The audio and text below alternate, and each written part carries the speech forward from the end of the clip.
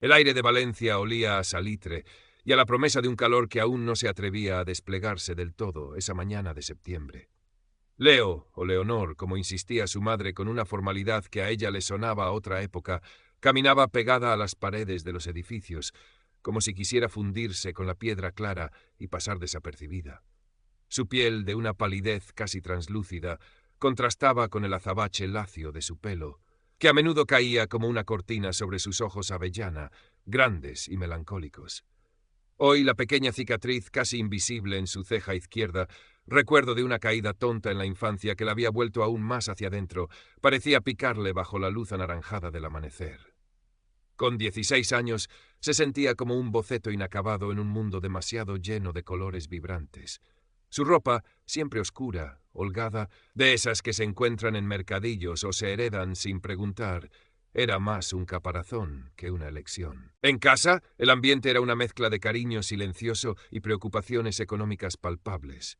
Su madre María encadenaba horas de limpieza en casas ajenas con la espalda cada vez más encorvada, y su padre Luis, un hombre antes lleno de chistes y proyectos, ahora deambulaba con la sombra del paro pegada a los talones desde que la fábrica de muebles cerró.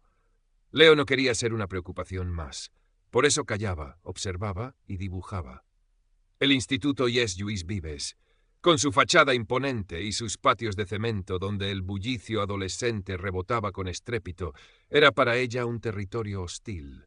Llevaba un año allí, desde que tuvieron que mudarse a un piso más pequeño en el barrio del Carmen, y aún se sentía como una pieza de otro puzzle. Su cuaderno de bocetos, de tapas negras y sencillas, era su único refugio, el lugar donde sus criaturas fantásticas, sus paisajes urbanos teñidos de soledad y los retratos de desconocidos cobraban vida. Al cruzar el umbral del instituto, el ruido la golpeó. Y allí estaba él, Hugo, piel morena, bronceada por un verano que para él seguro había sido de playa y exhibicionismo, no como el suyo, encerrada en casa ayudando con lo que podía. Pelo oscuro, corto, engominado con una perfección insultante, ropa de marca, deportiva pero cara. Y esa sonrisa, esa maldita sonrisa que podía ser encantadora o cruel según le conviniera. Hoy, rodeado de su séquito habitual, dos chicos, uno la fuerza bruta, el otro el adulador servil, y Carla, su novia, trofeo con extensiones rubias y mirada vacía, Hugo era el rey del pasillo. Leo bajó la mirada, apretando su cuaderno contra el pecho. Solo quería llegar a clase de plástica, el único reducto donde se sentía vagamente segura. Pero Hugo pareció detectarla como un radar. Morticia! Ladró una voz, no la de Hugo, sino la de Marcos, el bruto. Leo aceleró el paso, sintiendo las risas a su espalda como agujas. No era la primera vez. Las burlas, los comentarios sobre su ropa, su palidez, su silencio. Pequeños pinchazos diarios que iban minando su ya escasa coraza. En clase de plástica, la profesora Amparo, una mujer de mediana edad con ojos cansados pero amables, había propuesto un proyecto libre para final de trimestre. Algo que os represente, que hable de vosotros, había dicho. Leo había volcado en su cuaderno una idea ambiciosa, una serie de ilustraciones detalladas, casi un cómic mudo, sobre una ciudad imaginaria donde las sombras tenían más peso que la luz, donde seres solitarios buscaban un atisbo de color. Era lo más personal que había dibujado nunca. Durante el recreo, Leo buscó un rincón tranquilo en la biblioteca para adelantar su proyecto. Estaba tan absorta en los detalles de un edificio que se desmoronaba con elegancia que no oyó los pasos acercándose. «Vaya, vaya, ¿qué tenemos aquí?» La voz de Hugo, melosa y peligrosa, la sobresaltó. Antes de que pudiera reaccionar, Hugo le arrebató el cuaderno de las manos. El corazón de Leo empezó a latir con una violencia descontrolada. «A ver qué maravillas crea la rarita», dijo Hugo, hojeando las páginas con una mueca de desprecio. Carla y los otros se arremolinaron a su alrededor, curiosos. «Qué dibujos más deprimentes, tía», comentó Carla, con una risita tonta. «Todo gris y oscuro, como tú». Hugo se detuvo en una página donde Leo había dibujado una figura encapuchada, abrazando una pequeña luz. «Uy, qué profundo. ¿Es que te sientes muy sola, fantasmita?» Las carcajadas resonaron en la silenciosa biblioteca, haciendo que la bibliotecaria les lanzara una mirada de advertencia que ignoraron. Leo permanecía paralizada, la humillación quemándole las mejillas. Quería gritar, quería desaparecer. Extendió una mano temblorosa. «Devuélvemelo, por favor». Hugo la miró con sorna. «Oh, ¿lo quieres? Pues atrápalo». y con un gesto teatral lanzó el cuaderno al aire. Marcos intentó cogerlo, pero fue torpe, y el cuaderno cayó abierto, con las hojas dobladas cerca de una papelera rebosante de envoltorios y un brick de zumo derramado. Pero Hugo no había terminado. Se agachó, recogió el cuaderno y con una frialdad calculada arrancó una de las páginas más elaboradas, la del ser con la luz. La hizo una bola y la encestó en la papelera. Ahí está mejor. Un poco de color para tu basura emo. El sonido del papel rasgado fue como un desgarro en el alma de Leo. Las lágrimas pugnaban por salir, pero se las tragó, ahogándose en un nudo de rabia e impotencia. Hugo le devolvió el cuaderno mutilado, empujándola ligeramente. Anda, ve a llorar a un rincón, rarita. El grupo se alejó riendo, dejándola sola con su cuaderno destrozado y el eco de sus burlas. Leo recogió la bola de papel de la papelera, intentando alisar las arrugas con dedos temblorosos. El dibujo estaba arruinado. Salió corriendo de la biblioteca sin importarle las miradas y se encerró en el primer baño que encontró. Allí, las lágrimas finalmente brotaron, amargas y silenciosas. Su refugio, su voz, había sido profanado, ridiculizado, destruido. Y ella no había hecho nada. Los días siguientes fueron una tortura. Leo iba al instituto arrastrando los pies, sintiendo la mirada de Hugo y su grupo como un peso constante. Había dejado de dibujar. El cuaderno mutilado yacía en el fondo de su mochila, como un recordatorio de su humillación. Consideró seriamente hablar con sus padres, con Amparo, la profesora de plástica, pero el miedo la paralizaba.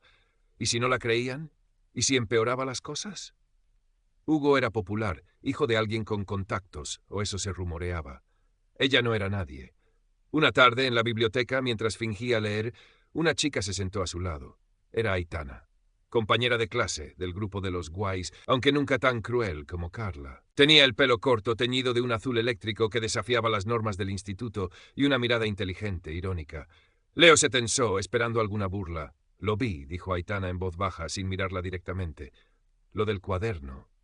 Leo asintió, sin poder hablar. Hugo es un gilipollas, continuó Aitana. Y los que le ríen las gracias, más todavía. Leo la miró, sorprendida. ¿Por qué me dices esto? Aitana se encogió de hombros, porque me dio asco, y porque nadie debería aguantar esas cosas. Hubo un silencio. Yo también he tenido mis roces con él. No tan heavy, pero sé cómo se las gasta. Leo sintió una pequeña chispa de algo que no era miedo. ¿Y qué hiciste? Nada, admitió Aitana con una mueca. Aguantar, pero no está bien. Miró a Leo a los ojos. Ese cuaderno era importante para ti, ¿verdad? Leo asintió, un nudo en la garganta. Pues no dejes que un capullo como Hugo te quite también las ganas de dibujar, dijo Aitana con una firmeza inesperada. Sería darle demasiada victoria. Las palabras de Aitana resonaron en Leo. Esa noche, por primera vez en días, sacó el cuaderno. Miró las páginas arrancadas, las manchas, y luego, en una hoja en blanco, empezó a trazar líneas. No eran sus criaturas habituales. Eran líneas furiosas, angulosas. Al día siguiente le enseñó a Aitana un boceto. Representaba una figura grande y oscura con una corona torcida, devorando pequeños destellos de luz que salían de figuras más pequeñas y encogidas. Aitana lo miró fijamente. Es él, ¿verdad? El rey matón. Leo asintió. Es bueno, dijo Aitana. Muy bueno, dice mucho sin decir nada. Una idea pareció iluminar su rostro. ¿Y si esto lo viera más gente? Leo la miró asustada. ¿Qué quieres decir? Quiero decir que a veces la mejor forma de luchar no es a gritos, sino con inteligencia, con arte. Aitana sonrió y por primera vez Leo sintió que no estaba completamente sola.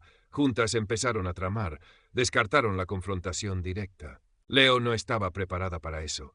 Pero su arte podía ser su voz, una voz anónima pero potente.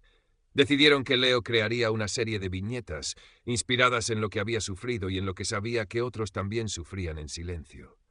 Crónicas del pasillo gris, lo llamaron en broma. Aitana se encargaría de la distribución. Leo trabajó con una intensidad febril. El dolor y la rabia se transformaron en trazos precisos, en metáforas visuales. Dibujó al rey sombra y sus acólitos sombríos, a los invisibles que caminaban encogidos por los pasillos, la luz robada que representaba la creatividad y la alegría aplastadas. Cada viñeta era un pequeño grito silencioso.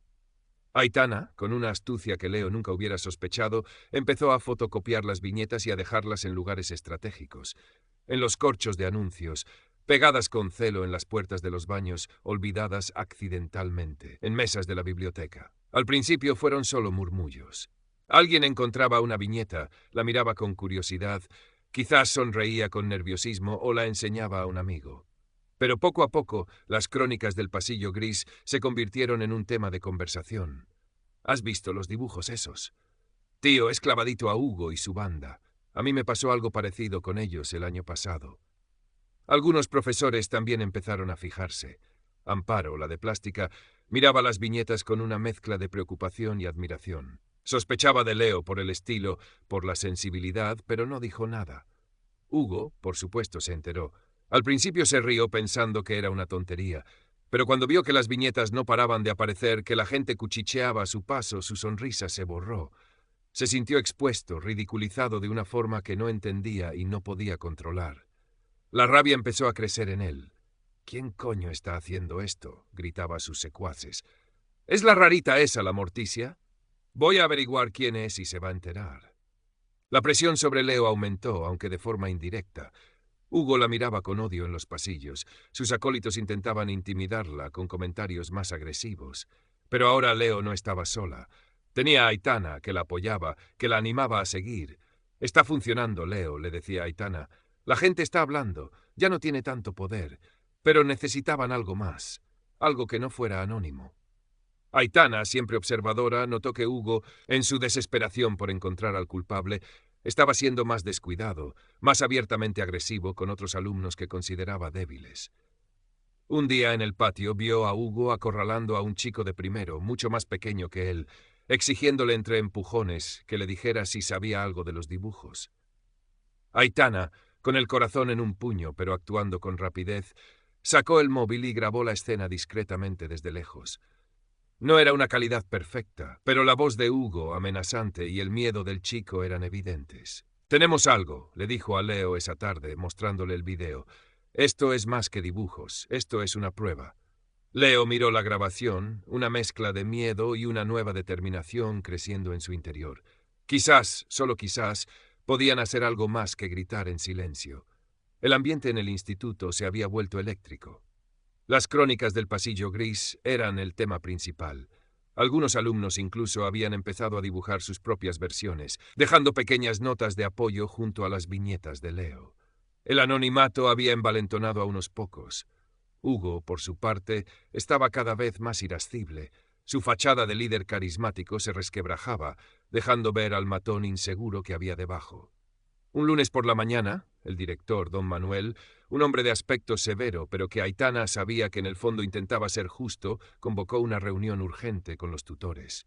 Las viñetas habían llegado a su mesa junto con un par de notas anónimas de padres preocupados por el ambiente enrarecido. Aitana vio su oportunidad. «Leo, tenemos que ir», dijo con convicción. «Ahora o nunca, con los dibujos y con mi vídeo». A Leo le temblaban las piernas. La idea de enfrentarse a Hugo, a la autoridad del instituto, la aterraba.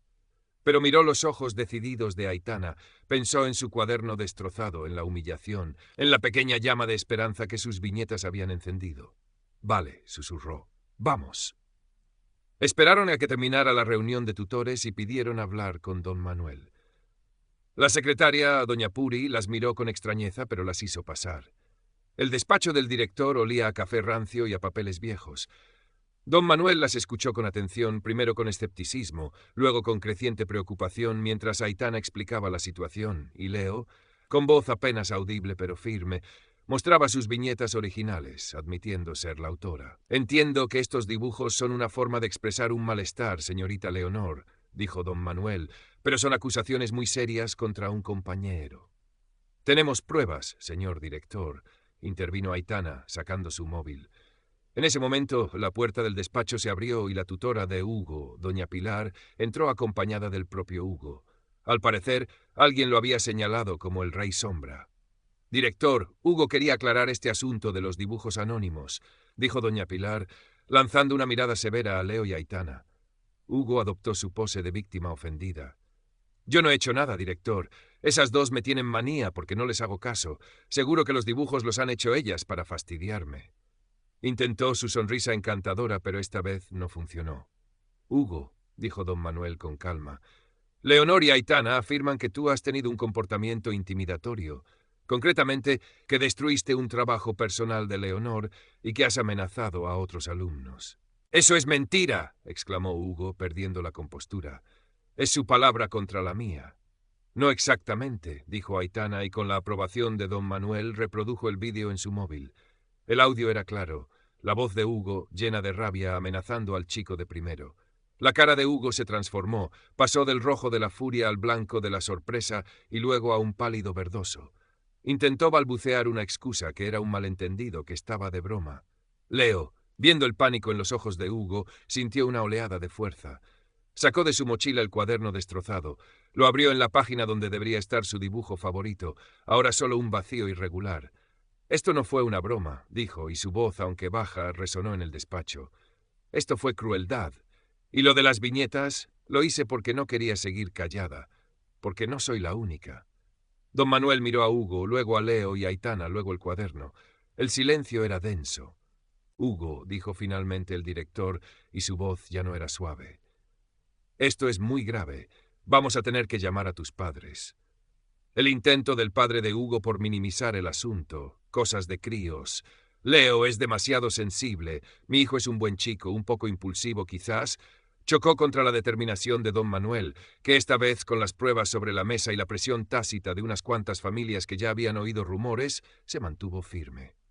Hugo fue sancionado con una expulsión temporal de 3 días, la obligación de asistir a un taller sobre convivencia y respeto, y tuvo que pedir disculpas a Leo delante de don Manuel y doña Pilar. No fue la disculpa más sincera del mundo, pero para Leo, ver a Hugo obligado a reconocer su error, despojado de su arrogancia, fue una victoria. Los días siguientes a la cumbre en el despacho del director fueron extraños. La noticia de la sanción de Hugo corrió como la pólvora. Su séquito se disolvió como azucarillos en café caliente. Marcos y el otro chico intentaron distanciarse, y Carla empezó a buscar un nuevo rey al que adular. Hugo volvió al instituto con la cabeza gacha, evitando las miradas. El poder que había ostentado se había esfumado. Leo, en cambio, sintió como si le hubieran quitado un peso de encima. Ya no caminaba pegada a las paredes. Su cicatriz en la ceja ya no le picaba tanto. La gente la miraba de otra manera, algunos con curiosidad, otros con un respeto recién descubierto. Amparo, la profesora de plástica, le dedicó una sonrisa cómplice y le dijo: «A veces, el arte más valiente es el que nace del dolor.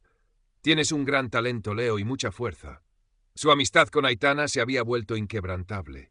Pasaban los recreos juntas, hablando de todo y de nada, planeando nuevos proyectos artísticos, esta vez solo por diversión.